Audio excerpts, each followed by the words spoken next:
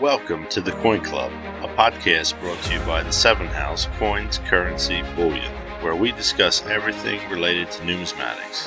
I'm glad to have you along with me for my journey and excited to share with you the very best of numismatics.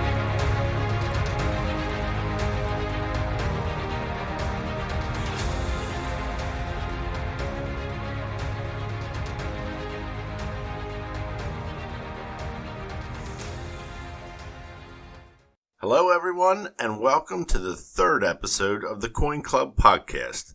I'm happy to have you here with me, and I hope you've enjoyed all the content to date. It has been my pleasure, and I'm glad you're along with me on my journey.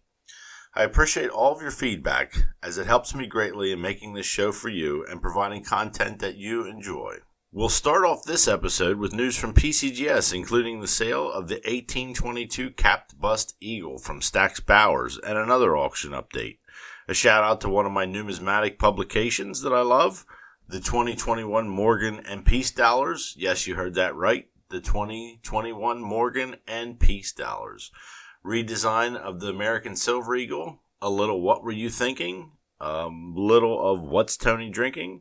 And a nod to our friends to the north, the Canadian Mint. Thanks for coming along with me on my journey, and welcome to the third episode of the Coin Club podcast. PCGS is going strong in the first part of 2021. Celebrating their 35th anniversary, they have their PCGS Members Only show in Las Vegas, Nevada on April 21st to the 23rd.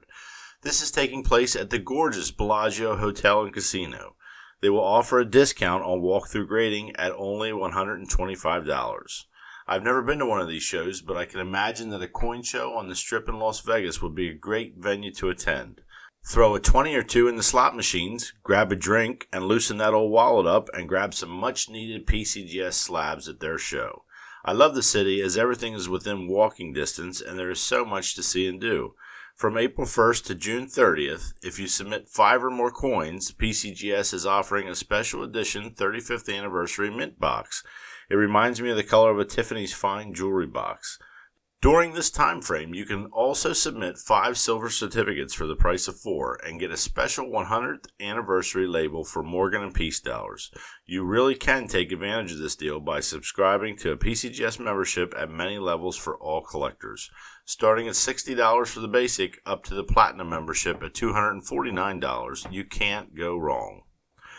On to the most valuable U.S. Mint gold coin. Graded by PCGS, sold in the Stax Bowers galleries in March 2021 auction. It brought an astounding $8.4 million. It is an 1822 Capped Bust Half Eagle. With 3 known specimens, this is the only one that is available to own in a private collection. The other 2 are setting in the Smithsonian in the National Numismatic Collection. Imagine that. Only 3 known coins available to collect, and 2 of them are unavailable. This one is graded AU50. This rarity of a coin has only been previously in the collection of 3 other numismatist collections over the last 115 years. If you're looking to add this to your collection, it could be a lifetime until it is available for sale again. Those of you who are interested in world coins will be excited to hear that Stax Bowers Hong Kong sale is offering up 22 extremely rare Japanese coins in their April auction. Gold Obons with a face value of 1 Ryo to 10 Ryo will be on the auction block for those discerning collectors who have the means to bid. Dating from the 16th century to the 19th century, these oblong gold coins grade out as high as MS63 from PCGS. Pre-sale bidding has already seen 4, 5, and 6-figure bidding. The 10 Ryo has a pre-sale estimated value of up to $900,000. Live bidding is scheduled to kick off on April 5th. Even if you can't afford to purchase one of these coins, the auction will be enough to draw you in to watch the drama of the auction as those who can afford battle it out to add these coins to their collection. Tonight, I'm enjoying a beer from the great country of Italy. Can you guess which one? Well, it's Peroni. Peroni Brewing Company was founded by Francesco Peroni in Vigevano, I probably butchered that, Italy, in 1846. The beer is brewed in Rome, and it's considered a European pale lager. It has a crisp and refreshing taste with a light body and balanced aroma. At 5.1% alcohol content, it is Italy's #1 beer. It brings back many memories for me sitting next to the Colosseum, taking in the view and having a Peroni. Great beer if you've never had one. Try it out. I'd like to give a shout out to my favorite numismatic publication, Numismatic News. They are who really got me hooked again into the hobby. I saw a publication sitting in my local bookstore back in the day. Yes, boys and girls, that was a thing, going to your local bookstore to buy magazines, or if you were too cheap, you would just read them at the store and leave. Here's another thing that is not as common today as it was, calling in and speaking to someone over the phone to get your yearly subscription. Now, I just get online and conveniently submit my credit card information over the web and continue my subscription to this great numismatic publication. We all like throwback stories, and the one that triggered my shout-out to Numismatic News is Robert R. Van Ryzen's article, Past Times with Coins. He writes in the March 16th publication about historic ads that tell of coin equipment competitions. Photos of these contraptions grace the pages of his article, and they are a very interesting flashback to what was in the hobby of coins. You have a Scan-O-Matic, which allowed collectors to look at entire rolls of coins very quickly. This was the improved model, so feast your eyes on this one.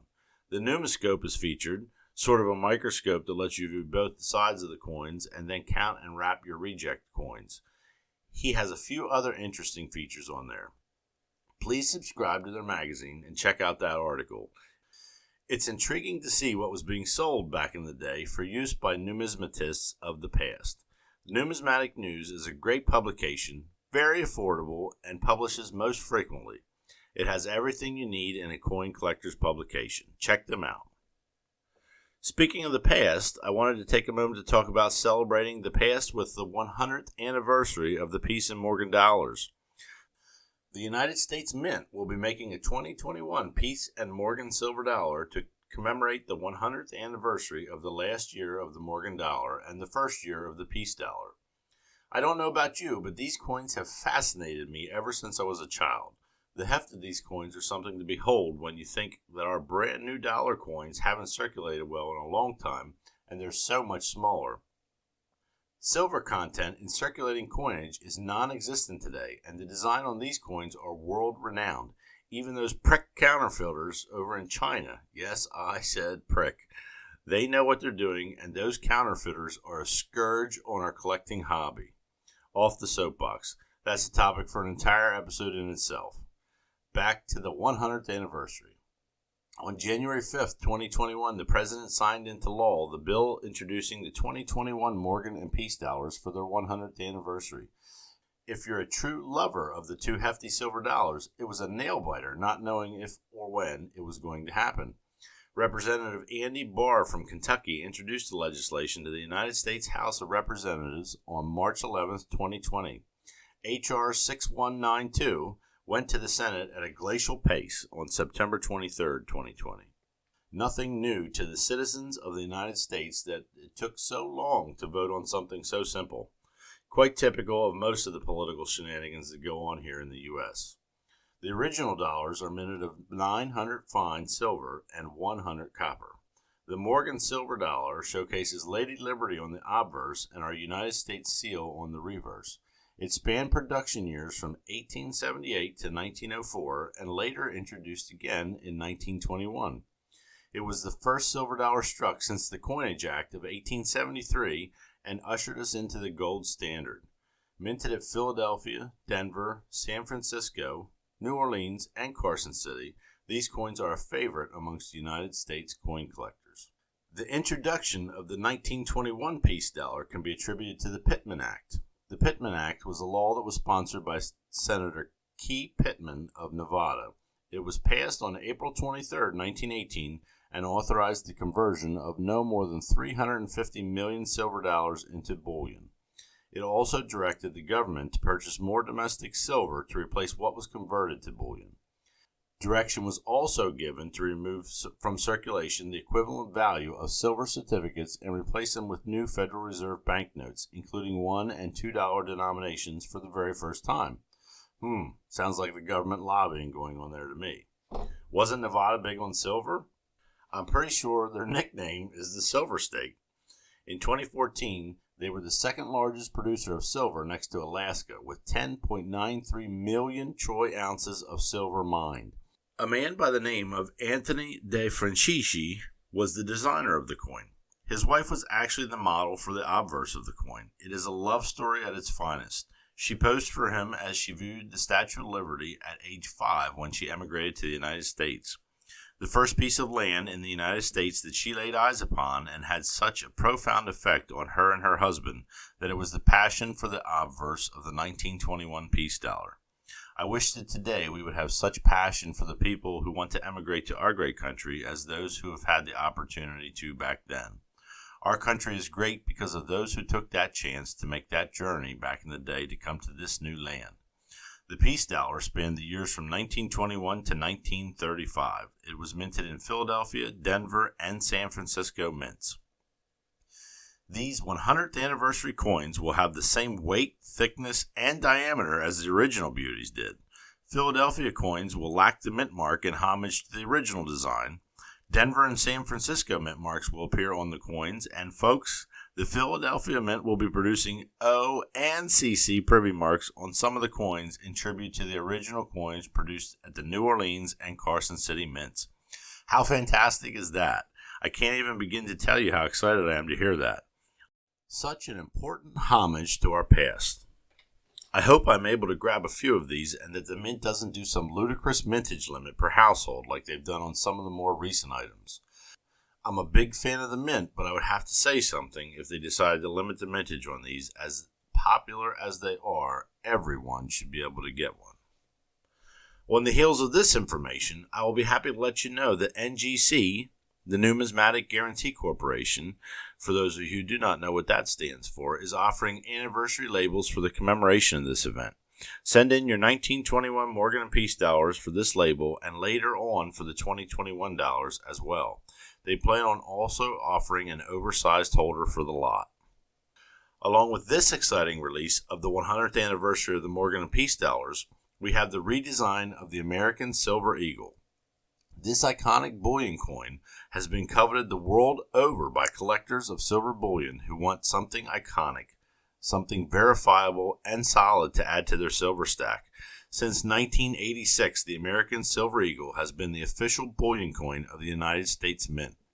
Gracing collectors' stacks, collections, and portfolios, this iconic coin has come to the end of its run. We look forward to the new design of this coin, and at this moment, the Coin Club is going to take you on a little reminiscent tour of the history of the John Mercanti designed United States Silver Eagle. 1986 was the official first year of this gem of a coin. It was actually introduced on November 24th of that year. It is guaranteed to contain 1 troy ounce of 99.9% silver.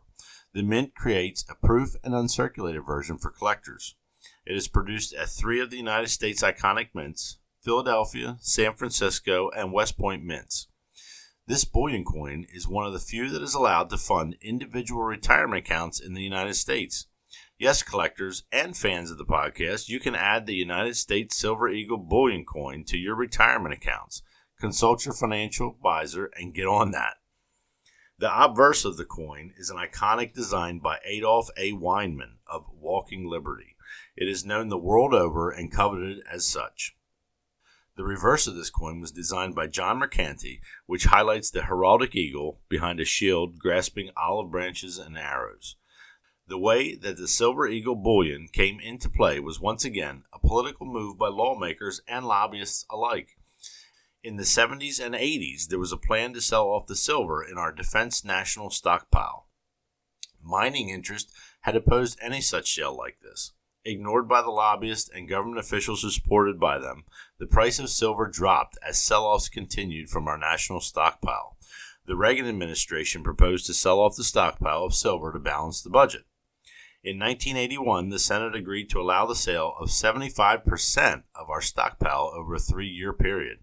As isn't many an ending to a story in our government, lobbyists, big money, and politicians bought by them introduced a bill to stop the sale of the stockpile as to not destroy the mining industry in the United States. It was passed and the sell-off eventually stopped.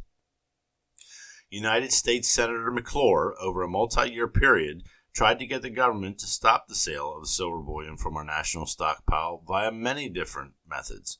In the end, he was successful in getting the Senate to pass the measure to enable the use of the silver to mint coins instead of being solely sold off for profit, introducing the American Silver Eagle Bullion Program.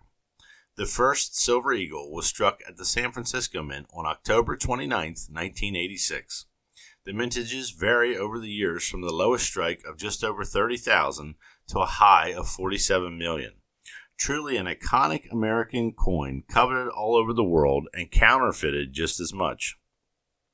All this talk about silver and bullion makes me wonder if anyone out there is sweating the silver price at the moment. It was riding high at around $26 or more for the longest time, and it has been slowly creeping down the last couple of days. I've heard a rumor that the entire market is going to correct itself shortly because everything is overpriced and a realization needs to happen soon.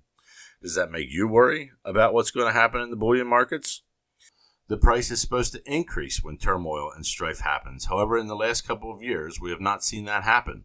It's been steady. It's had a takeoff and decline from time to time, but in my opinion, it hasn't ridden the market wave like stocks do. It doesn't follow the traditional thoughts on how silver and gold should rise and fall. I think when we see a correction in the market, we may see a move on silver and gold. Now you tell me in which direction, but I think we'll see a move. I don't think we're going to keep the status quo for much longer. Just my opinion, and take it as you will. Silver stackers will stack regardless. What the heck were you thinking?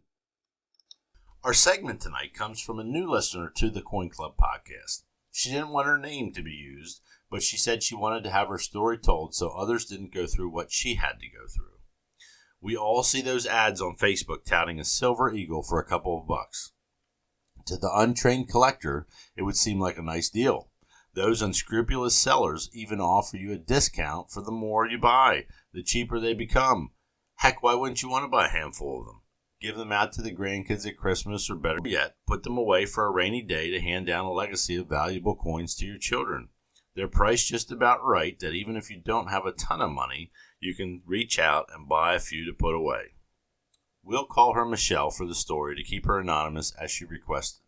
Michelle saw that ad on Facebook and decided to take them up on it. She did her research, and the ad showed the same photos as the ones she saw on her Google searches. The seller touted that it was a legit coin, and on the photo, it showed that it was a 1-ounce silver coin. Michelle bought 20 of them for a total of $180. For those of us who know the silver price, this is way, way, way below spot price. She didn't know at the time and wanted to give away 10 of them to her grandkids at Christmas and put 10 away for an investment. One for each child and grandchild. Her son was a collector, and she thought this would impress him and also get her grandchildren into the hobby as well. Come Christmas Day, she had each of the 10 silver eagles wrapped up tight in a very nice gift box with shiny wrapping paper and tiny gold bows on each. Something to be proud of for a grandmother on a budget. She gave the first one to her son, the collector, with a smile, and then handed out the rest. Her son was the first to open it, and he was very impressed at first, and as he took it out of the box, he immediately knew something was wrong. The weight was way too light for a normal silver American Eagle, and although he didn't have a scale there to measure it, he knew something was up. He smiled and said thank you to his mom and asked her where she got them as he watched his brothers and sisters and children open theirs up as well.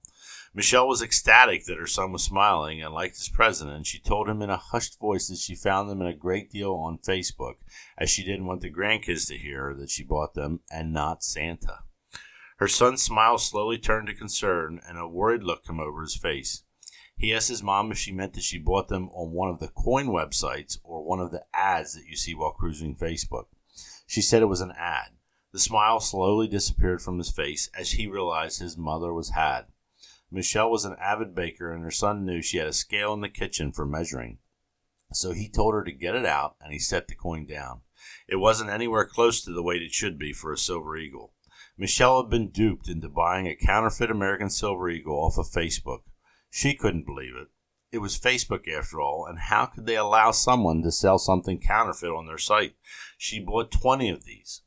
Her son told her to gather them up and get a refund for them. She looked at him with a tear in her eye and told him that she feared she couldn't get her money back because she bought them months ago over the summertime.